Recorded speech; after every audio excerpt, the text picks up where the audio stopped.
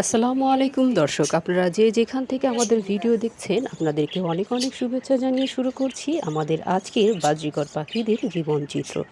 আজকে বাজরিকর পাখিদের জীবনচিত্রে থাকছে একটি কষ্টদায়ক গল্প, যে গল্প হয়তো আমি পাখিদের ভিডিও দিয়ে আপনাদের শেয়ার করব। পাখিদের সম্পর্কে একটু বর্ণনা থাকবে, শেষে একটু কষ্টদায়ক একটি ঘটনা থাকবে। যিনি পাখি পোষেন বা পাখি পালেন তার ছোট্ট একটা জীবন কাহিনী আমি একটু তুলে ধরব। হ্যাঁ দর্শক, এবারে আমরা চলে যাই বাজরিগর পাখিদের আজকের গল্পে কি কি থাকছে।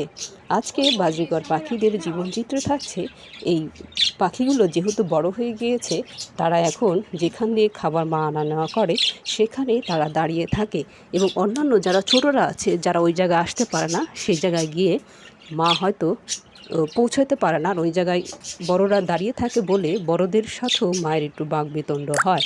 হয়তো আমরা ভিডিওতে এভাবে আপনাদের শেয়ার করতে পারছি না, বা আমরা ভিডিও চলাকালীন সময় দেখাতে পারিনি। মা হয়তো মাঝে মাঝে যারা চুপচাপ থাকে বা ছোট যারা, তাদের এসে খাবার এসে খাবার দেয় বা খাবারই করে। একটা খাঁচার মধ্যে দেখা যাচ্ছে যে কোনো অংশে জায়গা নেই, ঠাসাঠাসি করে তারা জীবনযাপন করছে।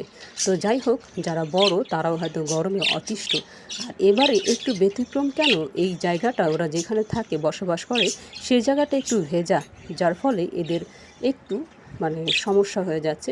আল্লাহ ভরসা, আল্লাহ যদি অবশ্যই সহযোগিতা করে তাহলে হয়তো এই 7জন সন্তানকে নিয়ে মা হয়তো হ্যাপি থাকবেন এবং সুখে থাকবেন। আপনারা এই পাখিদের জন্য দোয়া করবেন, ভালো থাকবেন, সুস্থ থাকবেন। এবারে আমরা চলে যাই দ্বিতীয় গল্পে। দ্বিতীয় গল্পের মূল হলো আজ কোরবানি, এই ঈদুল আজহা 2024।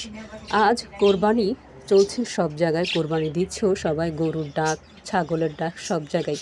তো যাই হোক, নামাজ শেষে যিনি পাখি পোষেন তিনি হয়তো কান্নাকাটি করছিলেন, কারণ হলো তার গতানুগতিক প্রতি বছরই তিনি কোরবানি দিয়ে থাকেন ভাগে। তো যার ফলে এবারে কোরবানি হয়তো ভাগে দিতে পারেন নাই, খুব চেষ্টা করেছেন ছোটোখাটো একটি ছাগল এনে কোরবানি দিবেন, কিন্তু ছাগলের দাম পোষায়নি বলে তিনি কোরবানি দিতে পারেন নাই। তবে সবচাইতে কষ্টদায়ক হচ্ছে আজ তিনি একা, কারণ হলো তার ছোট 2টি নাতনি আছে, তারা গ্রামে থাকে, যার ফলে তিনি মনে করেছেন তার হয়তো কাছে কিছুই নেই, যেহেতু তিনি কোরবানি দিতে পারেন নাই। এছাড়াও অনেকটা মন খারাপ, তার মধ্যে তার 2 নাতনি গ্রামের বাড়িতে, ঈদটাই যেন তার কাছে ম্লান হয়ে পড়েছে।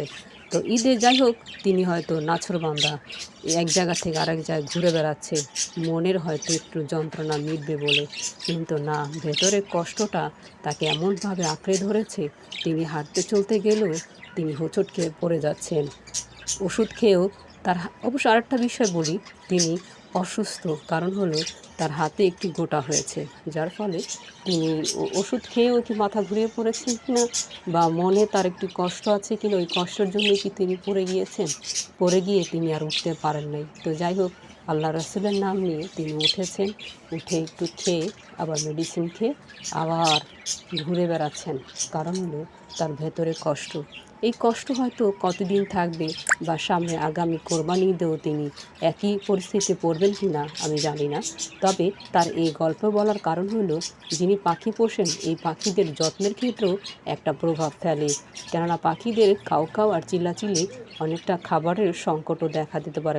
খাবার যদি দেওয়া হয় তাহলে হয়তো খেতে পারবেন পাখিগুলো বা বাঁচবে, আর না হলে নাই। কারণ হলো যিনি পাখি পোষেন তার মনই তো ভালো না, তাহলে কিভাবে ওদের ওদের পেটে আহার দিবে বা ওদের খাবার জোগাড় দিবে। তো যাই হোক দর্শক, আপনারা ভালো থাকবেন, সুস্থ থাকবেন, আর এই যিনি পাখি পোষেন তার জন্য অবশ্যই দোয়া করবেন, কেন এবারে তিনি কোরবানি দিতে পারলেন না। কারণ হলো তার কাছে যেই বাজেট, সেই বাজেটে তিনি হয়তো পারেন নাই।